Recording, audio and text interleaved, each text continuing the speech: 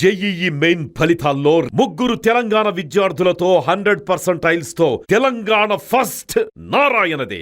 మరోసారి తెలంగాణలో అనేక ప్రాంతాల్లో అలాగే ఏపీలో కూడా చాలా ప్రాంతాల్లో డీజిల్కి పెట్రోల్కి కొరత ఏర్పడింది. చాలా బంక్స్లో కిలోమీటర్ల మేర క్యూ లైన్లు ఉన్నటువంటి పరిస్థితి వాహనాలు.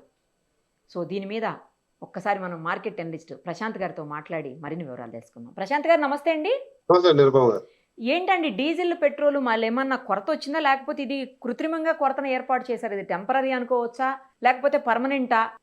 ఈ డీజిల్ పెట్రోల్ రేపు ఫస్ట్ నుంచి విపరీతంగా భారీగా పెరగబోతున్నాయి. దానివల్లనే బంక్స్ వాళ్ళంతా కూడా దీన్ని స్టాక్ని కావాలని చెప్పేసి దాచిపెట్టేసుకుని అమ్మడానికి ట్రై చేస్తున్నారని కూడా కొంతమంది మాట్లాడుతున్నారు.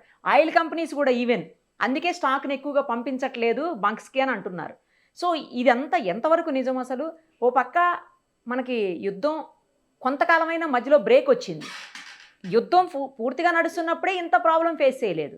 బ్రేక్ వచ్చిన తర్వాత ఎందుకు మనం ప్రాబ్లం ఫేస్ చేస్తున్నాము? ఇలాంటి స్పెక్యులేషన్స్ రూమర్స్ తోటే ఇది ఆల్రెడీ మార్చ్ ఎండింగ్ లో మనం ఒకసారి చూసాం. ఆంధ్ర ఎస్పెషల్లీ హైదరాబాద్ లో ఈ పరిస్థితులు చూసాం. సో మీరు ఒక మాట అన్నారు, సో ఆంధ్ర తెలంగాణలోని కొరత ఉంది. మరి ఒకవేళ కొరత ఉంటే నిజంగా ఇండియా మొత్తం ఉండాలి కదండి. సో మన రెండు రాష్ట్రాలు ఇండియా బయట ప్రత్యేకంగా ఆయిల్ ఏమి ఇంపోర్ట్ చేసుకోదు. భారతదేశానికి కన్సిస్టెంట్ గా ఒకటే ఇండియన్ ఆయిల్ పాలసీ ఉంది. సో ప్రత్యేకించి ఈ మూడు కంపెనీలు ఏదైతే ఉన్నాయో, హిందుస్థాన్ పెట్రోలియం గానీ, ఇండియన్ ఆయిల్ కార్పొరేషన్ గానీ, భారత్ పెట్రోలియం, ఈ మూడు సంస్థలే మన ఇండియాలో వీటిని ప్రాసెసింగ్ చేసి అమ్మేది, అంటే డిస్ట్రిబ్యూషన్ చేసేది.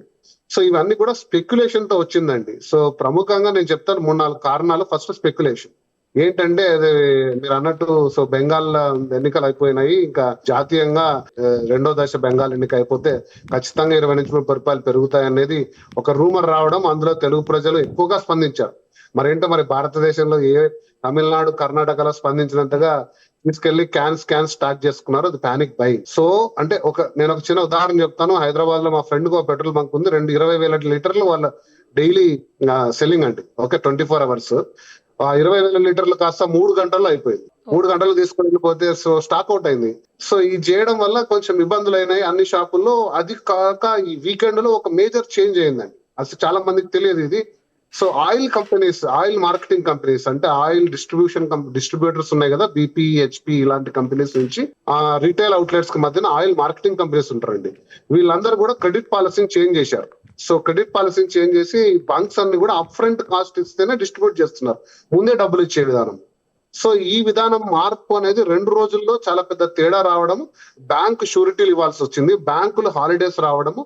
సో ఒక్క రోజు రావాల్సిన ట్యాంకర్ సప్లై అయితే ఆ షార్టేజ్ మొత్తం కూడా వారానికి మొత్తానికి క్యాస్కేడ్ అవుతుంది. సో ఇది ఒక మేజర్ చేంజ్. వీటిని 2 రాష్ట్రాల ముఖ్యమంత్రులు కూర్చొని రివ్యూ చేశారు. ముఖ్యంగా ఆంధ్రలో చంద్రబాబు నాయుడు గారు రివ్యూ చేశారు. దాదాపు 4,500 పెట్రోల్ బంకులు ఉంటే ఆంధ్రప్రదేశ్ లో 2,000 పెట్రోల్ బంకుల్లో ఇదే పరిస్థితి వస్తుంది. ఏంటంటే demand out of supply. So 2,200 షాపులు అయితే ఆల్మోస్ట్ మూసేశారు, డ్రై అవుట్ అయిపోయినాయి, అంటే జీరో ఆయిల్ తోటి. హైదరాబాద్ లో కూడా సేమ్ పరిస్థితి. సో పానిక్ బయింగ్ అనేది స్టార్ట్ అయిపోయి చాలా మంది రేట్లు పెరుగుతాయి అనేది ఒకటి. అంతర్జాతీయంగా ఈ స్ట్రెయిట్ ఆఫ్ హార్మోజ్ పార్షియల్ గా క్లోజ్ చేశారు. మన 2 షిప్పులు ఒక దాడి జరిగిందని ఒక చిన్న వార్త. సో ఒక 2 షిప్పులు దాడి జరిగితే మనకు రాకపోతే ఏంటి పరిస్థితి అని 30 లీటర్ 20 లీటర్ క్యాన్స్ తోటి స్టాక్ చేసి పెట్టుకోవడం, 10 లీటర్లు కొనేవాడు 100 లీటర్లు కొనడం, 100 రూపాయలు పెట్రోల్ వేసుకోవాల్సిన బైక్ కాస్త 1000 రూపాయలు పానిక్ బయింగ్ చేయడం. సో ఒక్కసారిగా ఒక కృత్రిమంగా డిమాండ్ క్రియేట్ అయిపోయింది. అంటే లేని డిమాండ్ సృష్టించుకొని, సో 45 రోజులు స్టాక్ ఉందని వెరీ క్లియర్ గా ఆయిల్ కంపెనీస్ చెప్తున్నాయండి. ఇంకా ముడి చమురుకి స్టాక్ ఇంకా చాలా ఉంది. దాన్ని ప్రాసెస్ చేసిన తర్వాత ఉండే కంపెనీస్, పెట్రోల్ కంపెనీస్ దగ్గర 45 డేస్ కి సరిపడా ఉంది ఎంతైనా. కానీ లాజిస్టిక్స్ ఫిక్స్డ్ గా ఉంటాయి. సడన్ గా 40 లీటర్లు సప్లై చేయలేరు ఆ బంక్ కి. లాజిస్టిక్స్ అనేది సడన్ గా ఇంప్రూవ్ చేయలేరు. కాబట్టి ఇది కృత్రిమంగా వస్తున్న డిమాండ్. దీన్ని కేవలం లా అండ్ ఆర్డర్ ద్వారా civil supplies department, Telangana civil supplies department కూడా అందరితోటి, oil distribution and oil companies తోటి, తర్వాత ట్రాఫిక్ కానిస్టేబుల్స్, పోలీస్ తోటి నిర్బంధంగా ఒక రేషన్ విధానం విధించి 1000 రూపాయల మించి పెట్రోల్ వేయకుండా, బైకర్స్ కి అయితే సబ్ లిమిట్ పెట్టారు. తర్వాత క్యూస్ మెయింటైన్ చేశారు.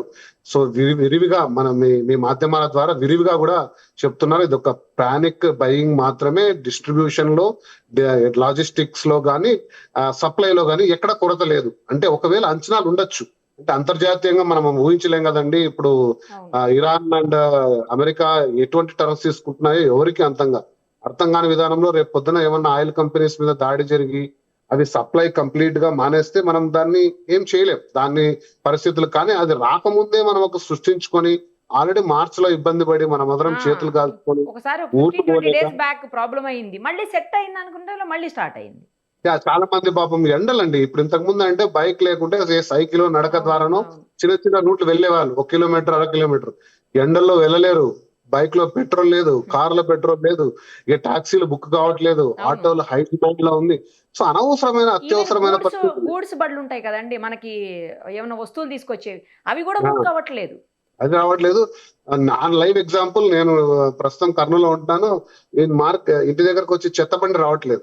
సో ఈ ఆ, చెత్త అంటే ఎటువంటి కారణాలు ఉన్నాయి చూడండి. అంటే అదే కదా. ఇబ్బందులు అనేవి మనకు రకరకాలుగా ఉంటది. కేవలం పెట్రోల్ అంటే మన బైక్ లేకపోవడమే కాదు, చాలా పరిస్థితులు. అంబులెన్స్లు కూడా ఇబ్బందులు కోరుతున్నాయి. అంబులెన్స్ కాల్ చేస్తే అవుట్ ఆఫ్ డీజిల్ వల్ల. సో కాబట్టి ప్రజలు కూడా దీన్ని కొంచెం అర్థం చేసుకుని పానిక్ బయింగ్ లేని చోట అంటే అంటే మనం ఏం చేయగలం, మీరు నేను ఏం చేయగలము, అనవసరంగా 50 లీటర్లు వద్దు. మనకు అందరికి తెలుసు, మనకు కొంచెం అవేర్నెస్ ఉంది, 10 లీటర్లు వేసుకుందాం, ఏం కాదంటే. అఫ్ కోర్స్ వేరే ఊరు వెళ్ళాలంటే ఫుల్ ట్యాంక్ కావాలి, కానీ ఆ, ఊరికే ఊర్లో వెళ్ళడానికి అనవసరంగా చేసుకొని నిలబడి. సో కాబట్టి law and order enforcement, civil supplies department తోటి నేను చదువుతున్న న్యూస్ ప్రకారంగా ఆల్రెడీ క్రెడిట్ పాలసీస్ కూడా రివైవ్ అయిపోయినాయి.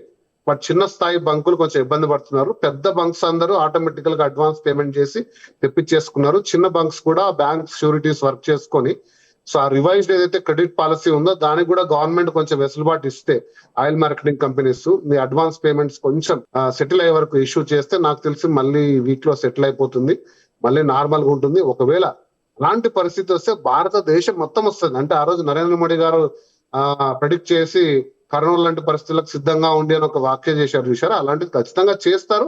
అది మొత్తం ఇండియా వైడ్ గా ఒక పాలసీ అప్లై చేస్తారు, దానికి ఒక ప్లాన్ కూడా చేసుకున్నారు. అప్పుడున్న పరిస్థితులు అది మనం చర్చించాము ఇంతకు ముందు. అవును. సో అలాంటి పరిస్థితి అసలు లేదు. లేని దాన్ని 2 రాష్ట్రాల్లోనే మనం ఎట్లా సృష్టించుకుంటామండి. సో కాబట్టి వీక్షకులు కూడా అసలు నేను సుమన్ టీవీ ద్వారా మీ ద్వారా అప్పీల్ చేసేది ఏంటంటే, అనవసరమైన కొరతలు సృష్టించి హైదరాబాద్ లో లేని పానిక్ బయింగ్ వల్ల అనవసరంగా హెల్త్ ఎమర్జెన్సీస్, శానిటరీ ఎమర్జెన్సీస్, రకరకాల ఎమర్జెన్సీస్ క్రియేట్ చేసి ఇబ్బందులకు గురి చేయొద్దని నేను కూడా కోరుతున్నాను. 1000 రూపాయలు అవసరమైన చోట 5000, 6000 కొట్టించి పడేసుకున్నట్టున్నారండి. మామూలుగా నార్మల్ గా అంటే ఆ ట్యాంక్ లో 1000 రూపాయలే కొట్టించుకుంటారు కార్ కి, లేదంటే 2000 కొట్టించుకుంటారు. వాళ్ళంతా గరిష్టంగా 5000, 6000 కొట్టించుకునేసరికి మరి ఆటోమేటిక్ గా 4 బళ్ళకి వెళ్లాల్సింది ఒక బండికి వెళ్ళిపోయింది కదా పెట్రోల్ డీజిల్. అది కొట్టించినా పర్లేదండి, 20 లీటర్ క్యాన్ స్టాకింగ్ అసలు చేస్తున్నారు. క్యాన్స్ లో పెట్రోల్ పోయకూడదు ఫస్ట్ బంక్ వాళ్ళు కూడా. సో పోలీసింగ్ కూడా ఎంత మంది షాపుల్లో మన దగ్గర ఉండే స్టాఫ్ ఏ ప్రాబ్లమ్స్ అటెండ్ కావాలండి. ఇప్పుడు పోలీసులు పెట్రోల్ బంక్ లో ఉండి ఇవన్నీ చేయలేరు కదా.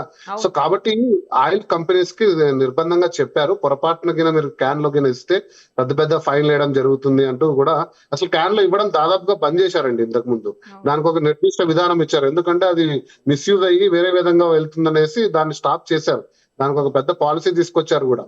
సో కాబట్టి ఇవన్నీ పెట్రోల్ బంక్స్, తర్వాత సామాన్య ప్రజలు, car and 2 wheeler drive owners అందరూ కూడా సమానంగా దీంట్లో పాల్పంచుకొని ఈ యొక్క ఎమర్జెన్సీ, అన్నెసెసరీ కృత్రిమ ఎమర్జెన్సీని కూడా మేల్కొని బయటకు వచ్చేసి నార్మల్ పరిస్థితులు వస్తాయని కూడా ఆశిస్తున్నాం.